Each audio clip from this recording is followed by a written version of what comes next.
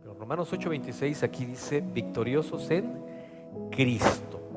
¿Cómo nos ve? ¿Cómo quiere que seamos? ¿Cómo quiere que estemos? En Cristo Jesús el Señor, pues es así, victoriosos. Así te quiere a ti, así me quiere a mí y a sus hijos y a sus hijas. Y vamos a leer la palabra en el nombre de Jesús.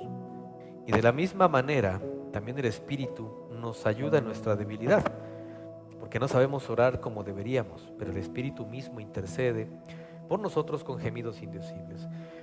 Esta parte a veces no la entendemos y a veces en nuestra vida no la queremos evidenciar porque de por sí, si estás tú débil o te sientes vulnerable en ese sentido, pues exhibirlo es muchísimo peor. Entonces, generalmente lo que hacemos es proteger con cierta actitud el momento de vulnerabilidad que tenemos. Y eso es parte también de nuestra naturaleza. Lo sabemos, ¿no? Cuántas veces nos piden, nos ofrecen ayuda y decimos, no, yo estoy bien. Y es todo lo contrario. ¿Cuántas veces alguien se acerca, oye, es que te veo mal, es que parece que necesitas algo? Dime, aquí estoy. No, no, no, estoy muy bien. Cuando en realidad sí necesita un apoyo esa persona, sí lo requiere. ¿Cuántos casos no hemos visto en los que parece que es una persona feliz, una persona plena, una persona que disfruta, y sin embargo, al tiempo después, pues se entera la gente que se suicidó, ¿no? Y no puedes comprender el por qué alguien que proyectaba de esa manera su vida, su carácter, pues llegó a ese motivo. Y es cuando se empiezan a destapar cosas que tenían depresiones profundas, u otro tipo de cuestiones, ¿no? Qué importante es esto, y que tú y yo reconozcamos en primer lugar nuestra debilidad. ¿Por qué reconocerla? Y ojo, no ante cualquiera ni como sea, sino es importante que los hijos y las hijas de Dios reconozcamos esta debilidad ante quien nos puede ayudar de verdad y nos puede apoyar, que no es otro más que el Señor. Obviamente aquí, a la figura y a la sombra del Espíritu Santo, el gran Consolador. Entonces dice que el Espíritu nos ayuda precisamente en nuestra debilidad. Dios les bendiga, bienvenidas. En nuestra debilidad. ¿Por qué? Porque no sabemos orar, ¿no? ¿Cómo se llama la versión, hermana?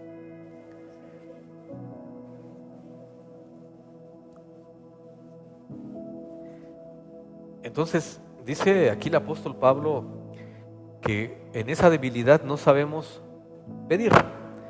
Y esto es complicado porque ¿cómo vas a recibir algo que no pides bien? Es como si vas, no sé, a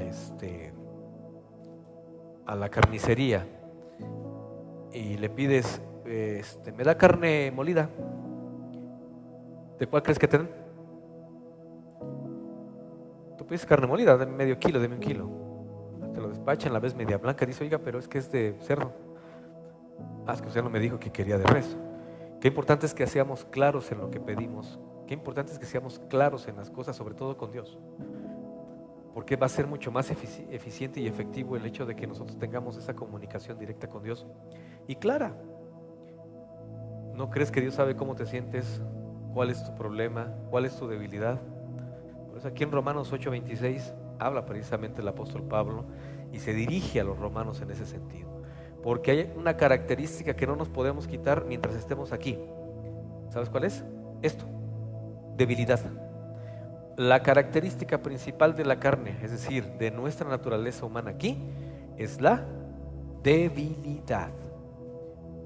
¿Qué será la debilidad? ¿Te has sentido algún día débil? ¿Qué es la debilidad? ¿Cómo te has sentido cuando estás débil? Porque es asociado a muchas enfermedades, ¿no?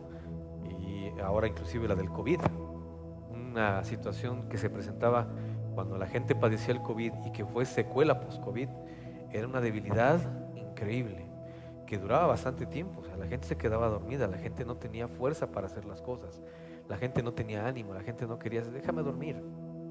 Y este tipo de secuelas todavía quedaron en muchas personas. Hay hermanas que todavía padecen ese tipo de cuestiones precisamente como una secuela importante de la COVID. Entonces, esa debilidad, esa falta de fuerza, la tenemos que suplir con algo. No sé si te ha pasado que tú ya no puedes más. Y no hablando físicamente. La debilidad física es porque ya no tienes tú el ímpetu, las ganas de poder hacer algo, aunque quieras, ¿eh? Aquí no se trata de querer, sino de poder. ¿Una persona débil tú crees que pueda desempeñar un trabajo con vigor? Bien, no puede, por esa debilidad misma. Y esa debilidad tenemos que entender que también espiritualmente hace muchas cosas, sobre todo estragos en nuestra propia vida. La que nos aleja de Dios, la que nos desanima, la que nos añade tristeza. Esa debilidad que puede iniciar en la carne puede inclusive perjudicar o tocar al espíritu. Por eso aquí el apóstol Pablo, y el apóstol Pablo es muy claro y sabe precisamente esta cuestión de la naturaleza humana porque él lo padeció. También el espíritu nos ayuda en nuestra debilidad, dice el 26, porque no sabemos orar, es decir, cómo pedir, pero el espíritu mismo intercede por nosotros con gemidos indecibles. A veces queremos la ayuda en alguien cercano y a veces decimos, tengo confianza con el hermano, tengo confianza con la hermana, un pastor, voy a preguntarle, voy a decirle. ¿Por qué no te vuelves más cercano al Espíritu Santo? ¿Por qué no volvernos más íntimos con el Espíritu Santo? ¿Por qué no pedirle siempre la ayuda primeramente a Él? Y Dios ya mandará si necesitas alguna ayuda externa, si un apoyo, pero ¿por qué no pedir a quien le tenemos que pedir? Aquel que intercede ahora. Quiero que veas aquí, Yo lo veo así como, quizás como cuando va una persona al extranjero, a un país distinto al suyo, con un idioma diferente, necesita por fuerza un traductor, si es que no habla el idioma. Porque si no, no se va a hacer entender. Le tiene que decir esa persona al traductor y el traductor tiene que darle ese mensaje a otra persona. Así es el Espíritu Santo con Dios. Lo que hace es convertir nuestra petición carnal al lenguaje espiritual de Dios. Y eso no lo entendemos a veces. Y no porque Dios no lo entienda, no, porque tiene que haber una intercesión. Y desde que aparece Cristo y luego le da la batuta al Espíritu Santo, se habla de intercesión. Cristo como abogado y el Espíritu Santo como el gran consolador. ¿Cuándo necesita una persona consuelo? ¿Cuando está feliz? ¿Cuando está plena? ¿Cuando todo le va bien? ¿Cuándo necesita consuelo una persona? ¿Cuando está triste? ¿Qué más? ¿Cuando perdió algo? ¿Cuando está herido? ¿Cuando las cosas no salieron bien? ¿Cuando parece que todo está en contra tuya? ¿Cuando en la casa, en la calle, en la escuela, todo va mal? ¿Qué necesitas? Consuelo. Que no sabe tu mente cómo hacer funcionar todo. Y ahí tiene que intervenir el Señor. ¿Cómo? En la figura del Espíritu Santo. Consolando tu vida, guiándote, intercediendo directamente por Dios. A veces no sabemos pedir. Es como cuando vas al médico, llegas con el médico y dígame, ¿qué tiene? No, pues me siento mal. Sí, pero ¿de qué se siente mal? No sé, me siento extraño, me siento como algo chistoso. Y más los mexicanos somos bien graciosos para cuando queremos presentarnos al médico. Es que no sé, algo pasa, me siento raro, doctor. Sí, pero ¿qué tiene? O sea, es que me siento muy mal. Sí, pero ya le tomé la presión, ya esto, ya y no encuentro nada. ¿Qué malestar tiene? Qué difícil es aprender a expresarnos y sobre todo expresar lo que sentimos. Si físicamente es difícil, porque pues, sencillo, dígame dónde le duele, ¿no? O dígame qué síntomas tiene. Ahora imagínate en la parte afectiva y emocional, mucho más compleja y complicada. Entonces aquí el Señor lo que dice es esto, que hay un seguro, que cuando tú ores, a lo mejor tú y yo no sabemos pedir correctamente, pero ¿quién va a interceder? ¿Quién va a pedir? ¿Quién va a intervenir? El Espíritu Santo. Y otra vez regresamos a ese concepto de Manuel, que Dios siempre va a estar con nosotros, siempre. Aunque no sepas qué decir o aunque no sepas cómo decirlo, ahora ya hay alguien que te entiende y que va a transmitir tu mensaje y tu petición directamente a la presencia de Dios de la manera adecuada y correcta. Vamos a seguir leyendo. ¿Me ayudas, hermano, con la 27, por favor?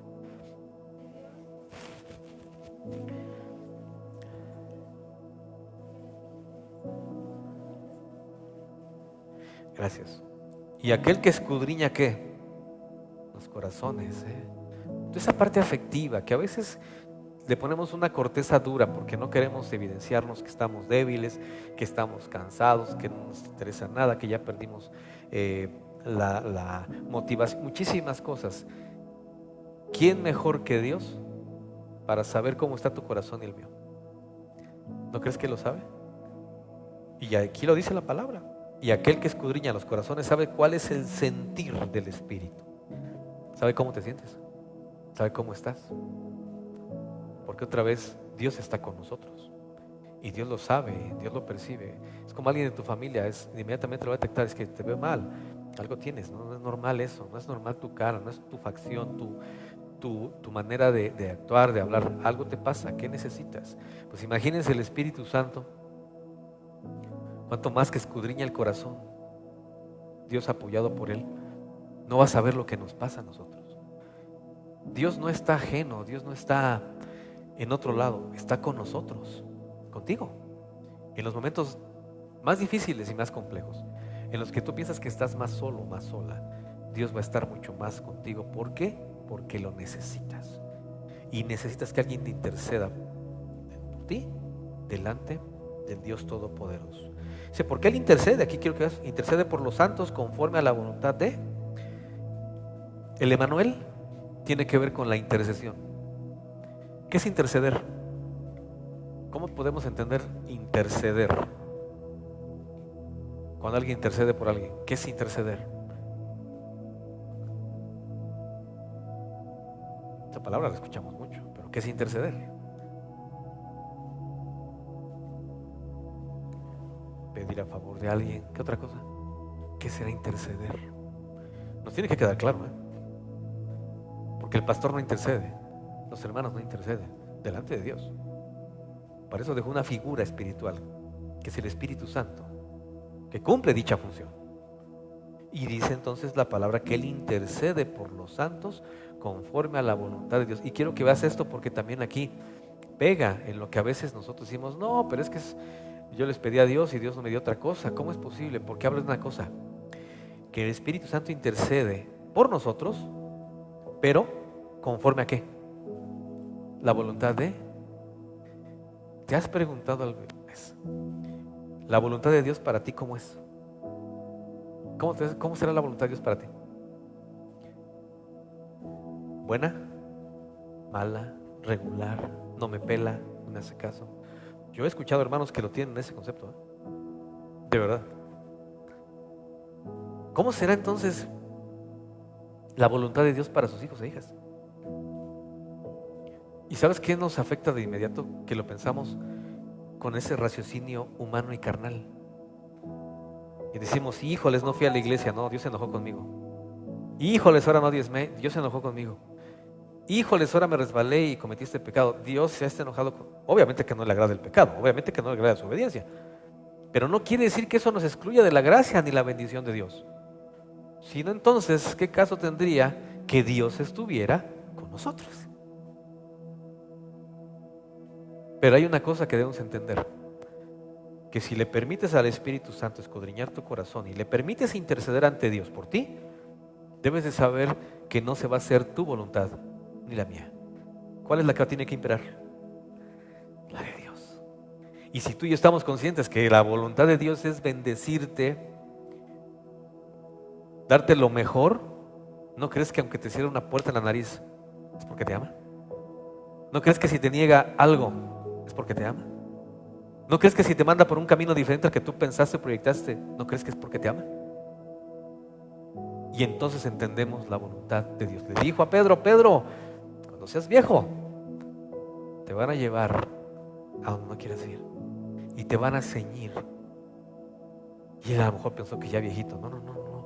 Vas a entender cuál es mi voluntad y tu carne se va a tener que sujetar a ella y va a dar gracias porque te muestra un camino de verdad y de justicia. Y cuando ves una puerta estrecha, es porque Dios te condujo en tu camino en la vida al camino de la salvación. No es ancha, es estrecha, es difícil, no es atractiva. La gente piensa que el Evangelio, no, el Evangelio es un camino de constancia. El camino del Evangelio es un camino de fe, de amor y de esperar en el amor y la voluntad de Dios, sabiendo que Él puso todas las cosas a nuestra disposición, incluido Él mismo, porque si no, el Emanuel no funcionaría. Pero Dios está ¿con quién? Con nosotros, iglesia. Intercede por ti. ¿Cómo? Escudriñando tu corazón y sabiendo lo que sientes y lo que te pasa.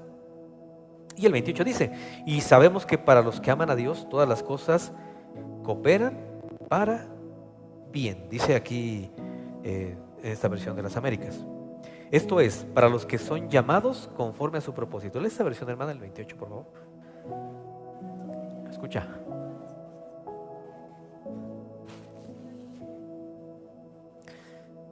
Otra vez, hermana, la parte inicial.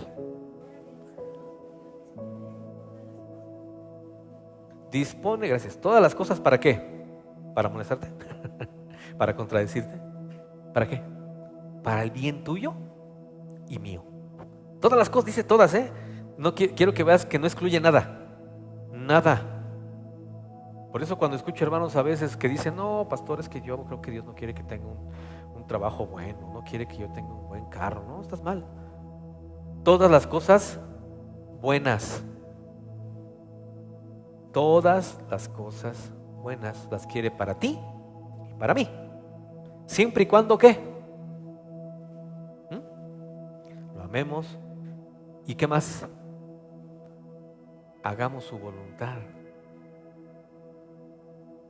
¿Y cómo hacemos su voluntad? Conociéndole. ¿Quién te va a ayudar a conocerlo? El Espíritu Santo, que escudriña tu corazón y sabe el corazón de Dios. Qué importante es esa relación de intimidad, hermanitos y hermanitas, que no debemos de perder para nada. Y aquí está, Dios quiere todas las cosas buenas para ti. Todas las cosas te ayudan a bien para los que son llamados conforme a su propósito. El 29, hermana, por favor. Lo hemos leído muchas veces.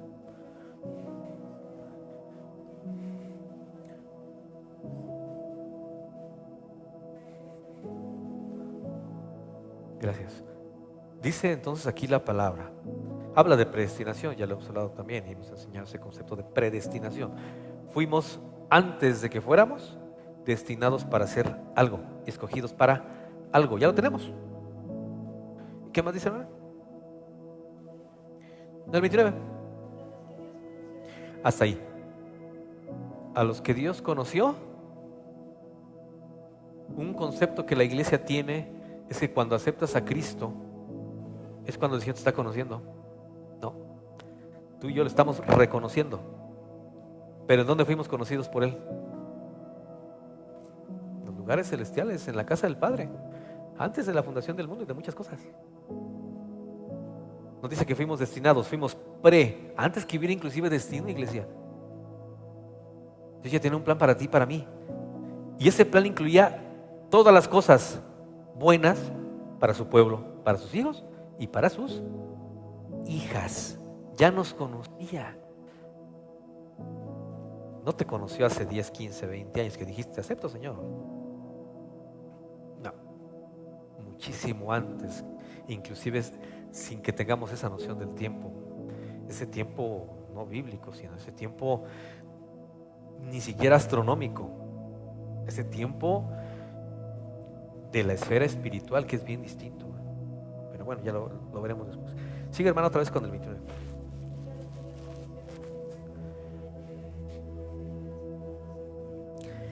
Entonces Dios nos metió al mundo para que fuéramos ¿qué? Ya nos conoció, nos manda con un cuerpo como pasó con Cristo, nos prepara un cuerpo, a lo mejor unos más bonitos que otros, unos más altitos, unos más gorditos, eso es lo de menos. La envoltura del tamalito no tiene que ver con el sabor.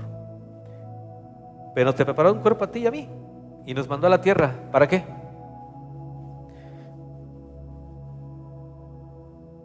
Entonces la vida humana, la vida en la carne es un proceso de ¿qué?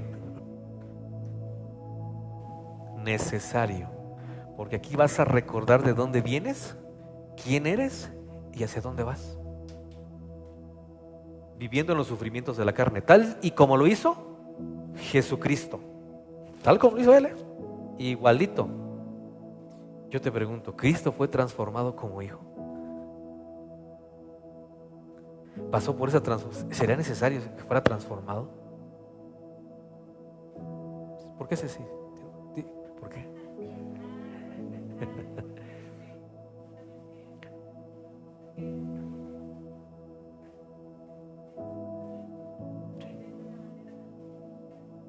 Claro.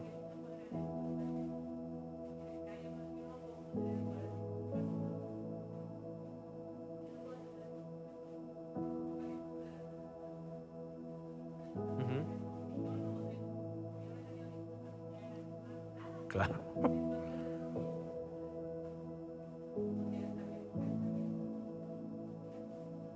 Claro.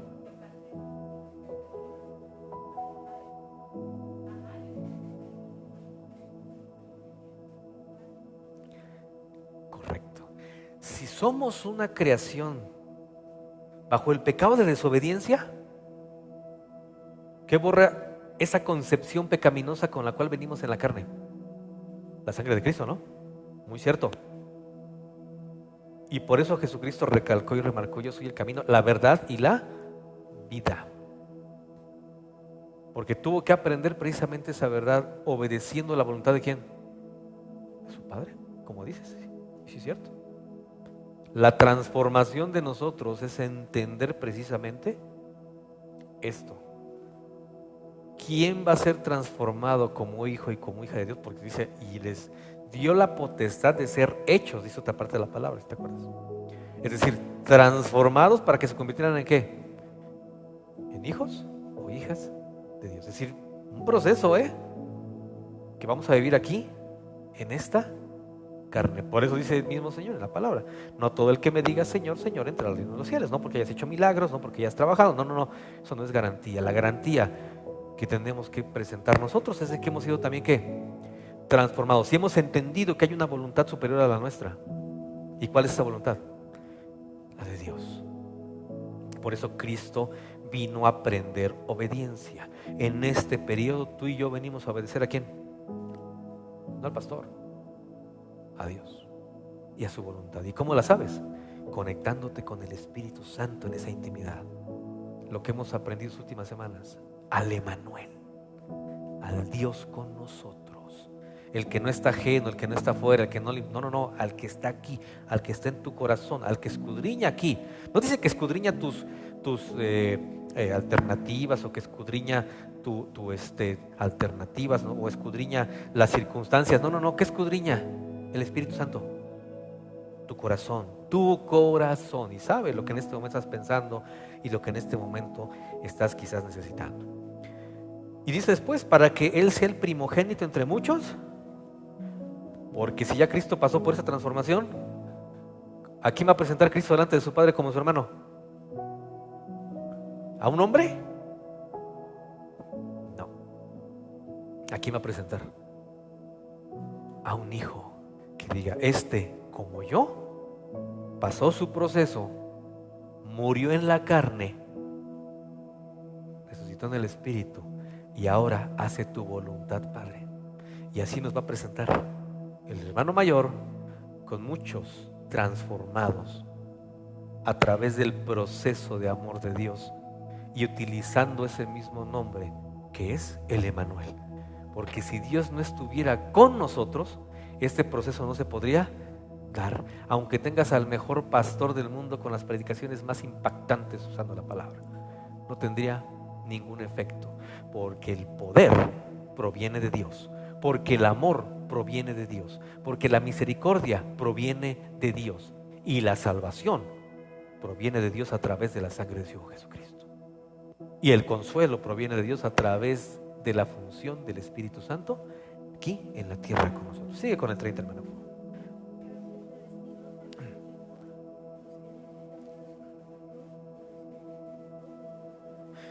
¿Qué proceso, no?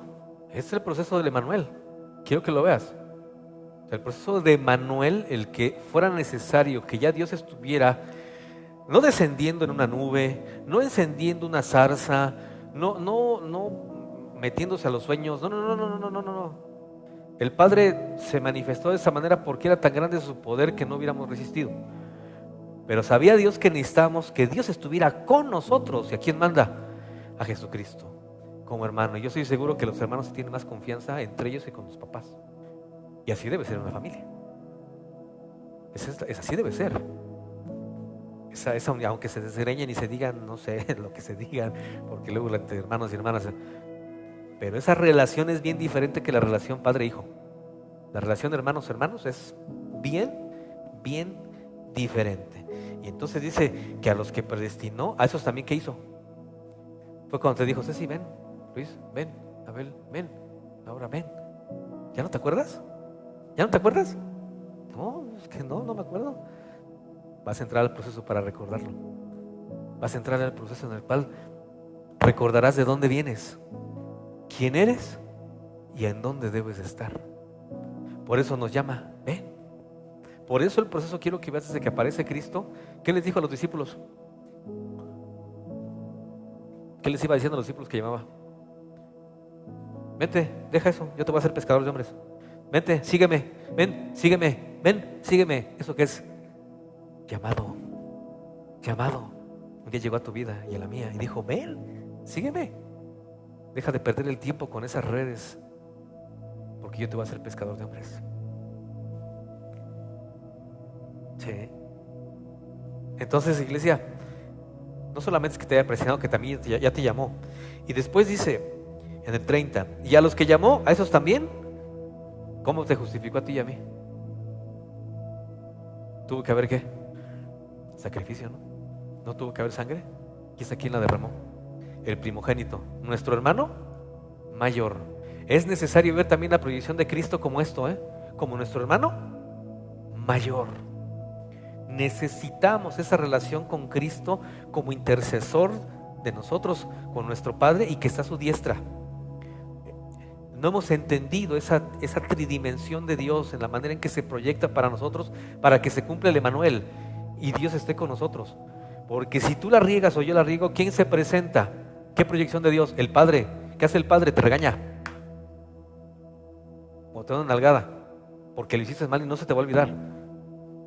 ¿Y ya vas con quién? Con tu hermano. Es que mi papá me pegó, es que mi papá... Ya ves, te dije, ya vamos a portarnos bien. Llega el Espíritu Santo y te consuela y te soba. El Emanuel es el Dios con nosotros, dándote las cosas buenas en la manera y en el tiempo que tú y yo lo necesitamos. Por eso también dice la Escritura que nos justificó, y a los que nos justificó, a esos también, ¿qué hizo? ¿Qué nos falta entonces, iglesia? ¿Ya estás justificado? ¿Sí? ¿Y entonces qué te falta? ¿Y eso cuándo va a ser? Oye? ¿Cuándo? ¿Cuándo? Cuando veas el rayo del oriente y cuando la novia le diga, ven Señor Jesús. Ahí tú y yo, como dice la palabra, los que estén durmiendo serán ¿qué? A la final trompeta. Y los que estemos aquí seremos ¿qué? Como lo dice la palabra, a la final trompeta, en la última de las profecías de la boca de Dios, que saldrá de su trono y dirá, ahora sí, los que duermen, levántense, y los que están aquí no pueden entrar a esa dimensión con esta carne, y seremos entonces, es decir, glorificados, para entrar a la gloria de Dios, tal y como lo hizo Jesucristo cuando regresó a la casa del Padre. Sigue, hermana, por favor, el 31.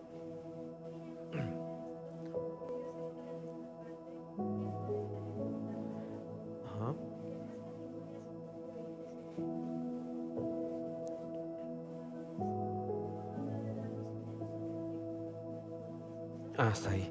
Gracias, hermano. Entonces, ¿qué diremos de esto? Si Dios está por nosotros, ¿quién estará contra de nosotros? Esa es una frase que yo creo que hasta en películas, en libros, esa la encuentras citada en todos lados. Yo la he visto en muchísimos lados esta frase. Obviamente con el sentido que le quieran dar, ¿no?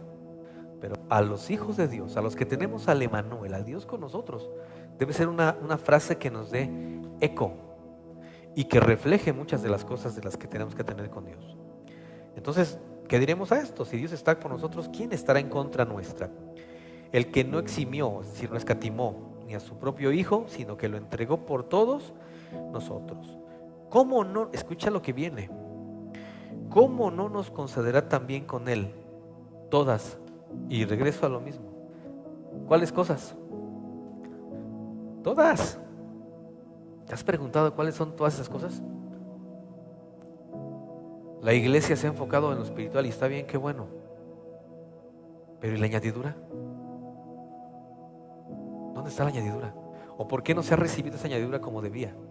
como debería recibirse. ¿Por qué creen? ¿Por qué, amada iglesia de Cristo? Por una sencilla razón. La condición es de que busques o que busquemos primeramente el reino de Dios, ¿o qué? Y lo demás, por añadidura solo, ¿no? ¿Y por qué no nos llega todo lo bueno solo, no? Parece que no nos ha llegado por añadidura. ¿Por qué creen? Y lo hemos estado leyendo,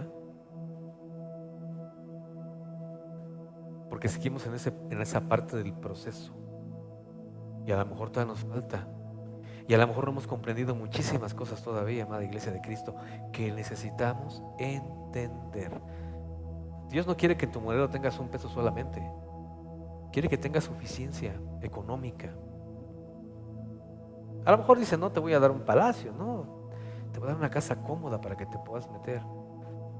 Y tú puedas ahí abrigarte del frío, de la lluvia, que tengas un lugar donde llegue tu familia. A veces tampoco lo aquilatamos, y lo tenemos. Porque a veces nuestros sueños y nuestras ideas mentales humanas no permiten que veamos el alcance de la bendición de Dios. Y eso es bien importante. Cuando tenemos el proceso decimos, las cosas me ayudan a bien y Dios me ha bendecido con todas las cosas. Quizás casa, trabajo, carro, no lo sé. Lo que tenemos que entender es una cosa, que dice el 32, que Él no eximió, y nos vamos generalmente a esto, ¿no? Pero lo más importante es lo que dice al inicio del 32. ¿Me lo lees, hermana, por favor?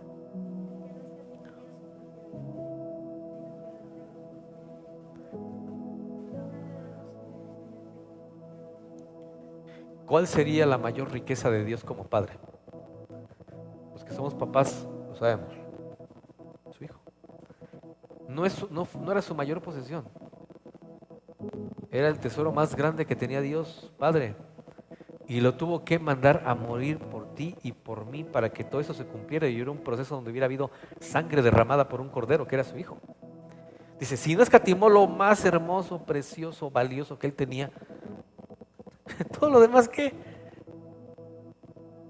Entendamos esa parte, iglesia. Dios está con nosotros. Y lo que quiere darte a ti y a mí son todas las cosas. Siempre y cuando, ¿qué? Entendamos y obedezcamos su voluntad. Pero si te cerró la puerta y sigues ahí pegando, pateando y todo, dice, Señor, espérate, pues es que te vas a quedar ahí. Pero si te mueves para otra, Dios te va a conducir a la que sea abierta para ti. Qué bendición. ¿De qué sigue, hermana mía, por favor?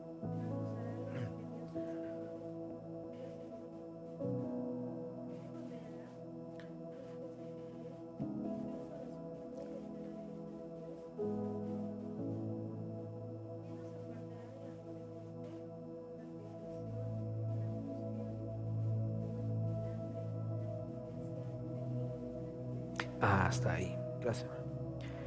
¿Quién acusará a los escogidos de Dios? ¿Quién te acusa? Eso tenemos que entenderlo, ¿eh? ¿Te acuerdas de la mujer adúltera? Que le presentaron a Jesucristo y que le dijeron, maestra, a ver, ¿qué hacemos? Adelante. El que esté libre de pecado, pues que tire la primera piedra, ¿eh? No la lapidaron.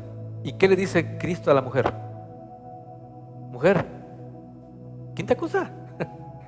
Yo no, Cristo jamás hizo una acusación. Dice la palabra que estaba haciendo figuritas en la tierra, Cristo.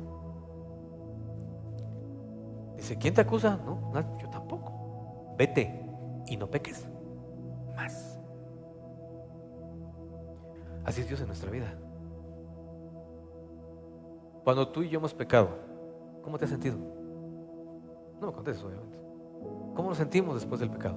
¿Bien? No. Mal. Ahí está la frase del apóstol Pablo, miserable de mí. No sé qué haría. ¿Qué pecado cometería? No lo dice la Biblia explícitamente. Pero lo que él sentía estaba carcomiendo su interior. Pero ¿qué entendió el apóstol Pablo? ¿Por qué no dijo el apóstol Pablo, ya, hasta aquí llega mi ministerio, ya se acabó todo, porque pues ya, pequé? ¿Por qué no hizo eso el apóstol Pablo? ¿Por qué no hizo eso el apóstol Pedro? Cuando negó a Cristo, cuando hizo muchísimas cosas que no tenía que haber hecho. ¿Por qué no? Dijeron, ya, caímos en la gracia de Dios. ¿Quién es el que te justifica a ti y a mí? ¿Quién es? Y no es pretexto para el pecado. No. Pero acuérdate que en la casa del jabonero cualquiera puede resbalar. Por eso dice, ten cuidado si piensas que tú, ¿no? Cuidado. Y por eso, iglesia, debemos entender que aunque el Hijo de Dios cayere 7 veces, ¿será qué? ¿Por qué? Porque ¿quién te justifica? Si tú vas a la iglesia, ¿sabes qué va a pasar? Te van a fusilar, te van a ahorcar, te van a condenar. En cualquier iglesia, ¿quién muestra misericordia? ¿Para qué la necesita? Dios, a través de Cristo. Por eso es aquí la palabra. ¿Quién acusará a los escogidos de Dios? ¿Te acuerdas cómo se presentaron los hijos de Dios, incluido Satanás? Con Job. De cómo le acusaba, ¿no? ¿Acaso Job teme a Dios en vano? Quítale sus cosas, quítale lo que les has dado, quítale tu protección. Y verás si sigue manteniendo su integridad. Dios conocía el corazón de Job. Y dijo, adelante, menos su vida, porque esa es mía. Y entonces, ¿quién es el que nos justifica? ¿Y quién es el que nos mete también en este tipo de predicamentos? Es Dios. Porque hay un propósito, la transformación, iglesia. Necesitamos entender que cada uno requiere un proceso de transformación bien diferente. Y no hay una receta de cocina universal. No hay una receta para, así como hacemos hot cakes, ¿no? Para ser cristianos. Y aunque pueda ser muy similar, no me digas que un hot cake sale igual que el otro. No. Y más si tenemos pulso de maraquero, más si tenemos la hornilla medio inclinada, nos sale como huevito, nos sale como guarache, o nos sale más quemadito. No hay dos hot cakes iguales, aunque sea la misma masa, aunque hayas hecho 1 kilo y la hayas batido, te van a salir todos, pero siguen siendo ¿qué? Hot cakes, ¿no? Tú y yo seguiremos siendo hijos o hijas de Dios, con el proceso que Dios tenga para cada uno de nosotros. Ese es lo que al Señor le interesa. ¿Quién es el que condena? Cristo Jesús es el que murió. Es decir, si Él murió, derramó su sangre, ¿quién es el que nos justifica? Por eso dijo a mujer, yo no te condeno, vete y no peques más. Tenía el poder de hacerlo. Ningún otro hombre le pudo haber dicho eso a esa mujer. Y a partir de ahí estoy seguro que la vida de esa mujer fue ¿qué? Transformada. Los demás querían matarla, Cristo justificarla. Cuando todos quieran apedrearte, cuando todos quieran enjuiciarte, recuerda que siempre estará Cristo en tu camino para perdonarte y para justificarte. Siempre, porque Él es fiel y verdadero. Jamás lo olvides, iglesia. Y dice después, Cristo Jesús el que murió, si más aún el que resucitó, el que además está a la diestra de Dios, el que también intercede por nosotros, lo que te mencionaba, ¿no? Dice después el 35, ¿quién nos separará del amor de Cristo? Tribulación, angustia, persecución, hambre, desnudez, peligro o espada. Se escucha bonito, ¿no? Pedro le dijo eso. No, Señor, vayas a donde vayas, yo voy a ir contigo. Pedro, no, ¿cómo no, Señor? Tú ya sabes cómo soy yo. Donde te vayan a llevar a ti, yo voy a estar contigo. Ay, Pedro, que no. ¿Cómo no, Señor? Si ya sabes que yo soy aquel. Dijo Pedro, pues ¿qué crees que me vas a negar? No, ¿cómo? No, Señor, yo no, jamás. De ellos eso sí, porque ellos te dicen que te aman, pero no dicen, yo no. ¿Y qué pasó con Pedro? Y 3 veces, ¿no? Fiel el gallo que cantó. Traidor Pedro. Y ve qué blasfemia fue la que hizo. Porque les había enseñado Cristo que aquel que negara a Dios o que lo negara entre los hombres, Él lo negaría ante el Padre, ¿cierto o no? Y luego, ¿por qué le dio esta revelación? ¿Y por qué después? Transformación, iglesia. Emmanuel, Dios está con nosotros y quiere todas las cosas buenas para nosotros. Si no, le hubiera quedado un rayo. Ah, pero qué diferencia con el hijo de perdición, ¿no? Ninguna oportunidad tuvo, porque venía predestinado a qué. Y Cristo lo dijo en el libro de Juan, ¿eh? Todos los que me diste, ahí están, Señor, menos el hijo de perdición, el que venía destinado para ese fin. Dios lo sabe, Dios lo conoce, Dios sabe nuestra vida. Por eso dice la Escritura que en teoría, ¿qué nos debería separar de Cristo? No, nada. Pero ¿qué tal cuando le pedimos algo y no lo recibimos? ¿Qué decimos? Ya. Y vámonos de la iglesia, vámonos del evangelio. Yo solamente voy a ser una buena persona. Eso no sirve, eso es basura. No es cierto. Es uno de los primeros engaños del diablo. ¿O has visto que tenga algo que ver esa parte de la conducta? ¿Quién es el que cambia y transforma nuestra vida? ¿Quién es el que tiene el poder de transformar nuestro ser y cambiar nuestros errores en virtudes? Cristo. ¿Cómo, Abel? Por eso cuando el otro, o sea, no basta eso, porque nunca lo vas a hacer. Y hasta cuando dicen, maestro bueno, ay, mi hijo, bueno, ¿por qué no dijo mi padre y yo, no? Bueno, solo mi padre. ¿Por qué dijo eso Jesús? Estaba en la carne, estaba en esa misma naturaleza que tú y yo tenemos, por tanto, bueno, solamente su padre. Él lo entendía. En esa limitante de la carne no podía colgarse a lo que no podía sustentar Cristo mismo. Por eso no basta ser buena persona, no basta portarse bien, no basta leer la palabra, no basta orar, no basta eso, no es suficiente.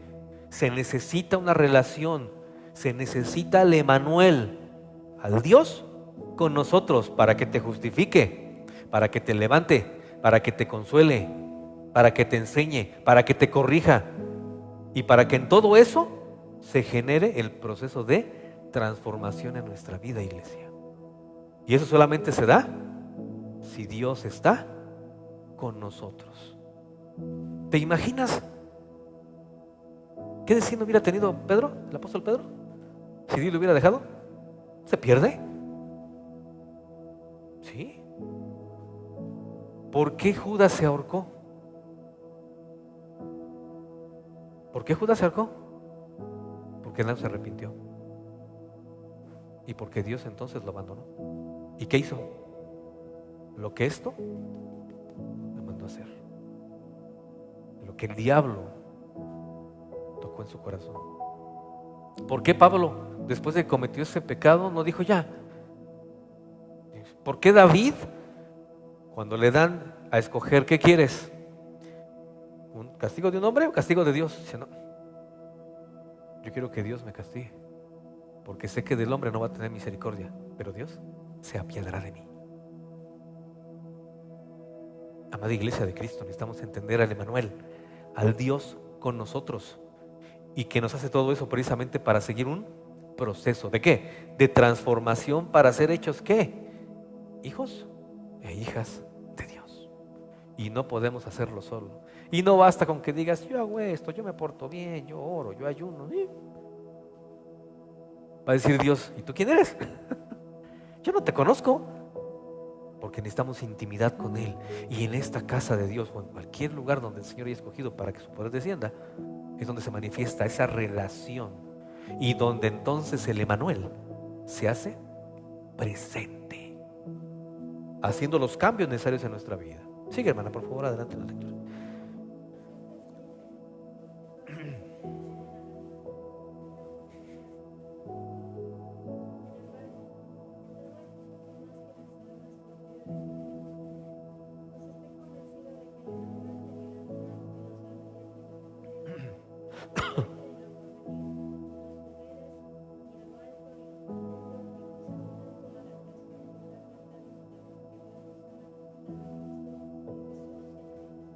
Gracias. Entonces, ¿qué te debería a ti o a mí separarnos del amor de Dios? Dios mío, ¿por qué permitiste que la selección mexicana no pasara a la siguiente ronda? Y dirás, ay, pastor, no exagere. Desafortunadamente, hay gente que piensa así. Y en ese tipo de insignificancias. Ay, Dios mío, ¿por qué si yo te pedía, ese trabajo era el mejor para mí? Yo ya me hacía sentado atrás de ese escritorio con un letrero que dijera mi nombre y Dios te dice, "Oh, no, no". Dios te dijo, no, espérate, vas por acá. Oye, Señor, pero allá, por acá. Lo mejor no lo tienes tú. Lo mejor nos lo da Dios. Como un don, como un regalo, como una sorpresa. Lo que mantiene a los hijos y a las hijas de Dios esperando en Él es eso. ¿Con qué me vas a bendecir hoy, papá? ¿Qué me vas a dar hoy, Señor? Y Dios siempre va a estar contigo y conmigo. ¿Y sabes por qué? Porque cuando mandó en la carne a la proyección de su Hijo, dijo, Él tiene que ser Emmanuel. Y lo necesita con ustedes. Porque Él tenía y tiene un trono en el cielo y en la gloria. Pero tenía que acercarse a los hombres. ¿Y sabes cómo lo hizo? Viniendo en la proyección de Hijo, el cual se convertiría para nosotros en el hermano mayor. Para que tuviéramos un parámetro de transformación. ¿Por qué crees que dice la palabra que tenemos que dar la talla? La medida. ¿De quién? ¿Del pastor? ¿De lo que te pidan en tu iglesia? ¿De lo que te pidan en tu congregación? No, no, hombre, ¿cómo crees? No es cierto. ¿Del varón? Perfecto. ¿Y ese quién es? Tu hermano mayor. El primogénito entre muchos hermanos. No sé si te ha pasado cuando llegas por ejemplo, acá a nuestro pueblo, ¿no? Donde es la familia. Dicen, no, este es pariente. Este es pariente. Tú eres fulano, ¿ah? Sí. ¿Por qué? No, pues es que no lo se ve. ¿A quién espiritualmente nos tenemos que parecer? Y que digan, tú eres de ese estirpe, ¿verdad? Tú eres de ese linaje. No por fuera, por dentro.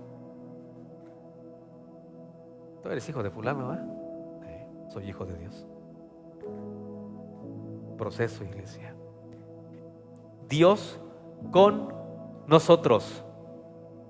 Dios con nosotros. El Emmanuel.